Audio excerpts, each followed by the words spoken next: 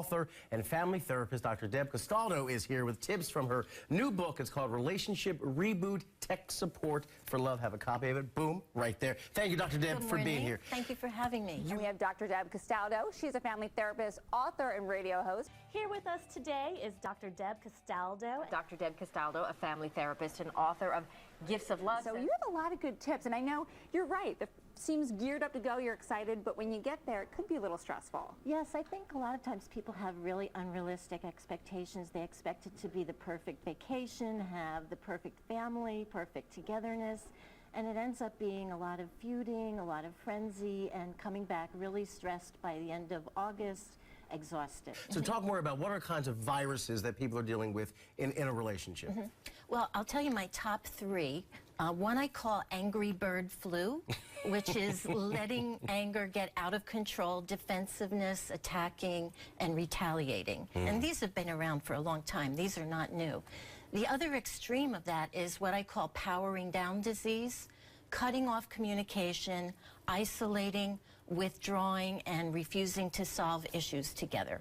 And then you throw in what I call a selfie infection, which is people have the lens focused on themselves nowadays and really not tuning into their partner anymore and thinking about what they can give to that partner. I think we've become a culture of taking relationships for granted, and also the new technology addictions, obsessions with Facebook and social media and your friends and tweeting and keeping up on everything. And I see so many couples who are out there for dinner or out there even walking, and they're like this, they're texting away, and they're completely ignoring their partner. Should you pay more attention to what your dreams are then, do you think? Absolutely, yeah. I think why focus on what's going to stress you out? Think about your sense of yourself, what you're already doing successfully that you can do more of. Well, I mean, what do you do about that when you can't help thinking about what passed? Well, I think the mistake is that you only think about the good things, and then you're brooding over, you know, oh, this was so wonderful, when really maybe it wasn't so wonderful. You know, we tend to think, oh, everybody that has somebody, they're having a great holiday. That's not necessarily true either. You know, you can be with somebody and be lonely and not be so happy. So I think it's where you put your focus mentally.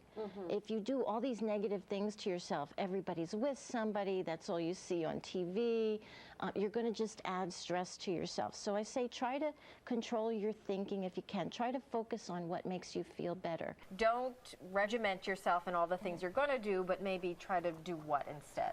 I think instead of saying I have to lose this much, or I have to go to the gym 5 times in a week and you've never gone to the gym, think about the bigger picture of where you're going with your life. And losing weight and stopping smoking can be all part of that.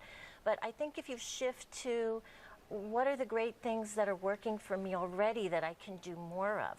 If you're talking about losing weight, what am I already doing that I can boost and do more of and do a little bit differently, rather than I have to change myself? The anti-resolution, I like it. Thank you for Yes, if you need some help eating more chocolate, you just let me know, okay? I can help you there. All right, great tips. You can pack your bags now and enjoy the trip. Thank you so much to Dr. Deb. You're welcome. Thank you. Really good choice.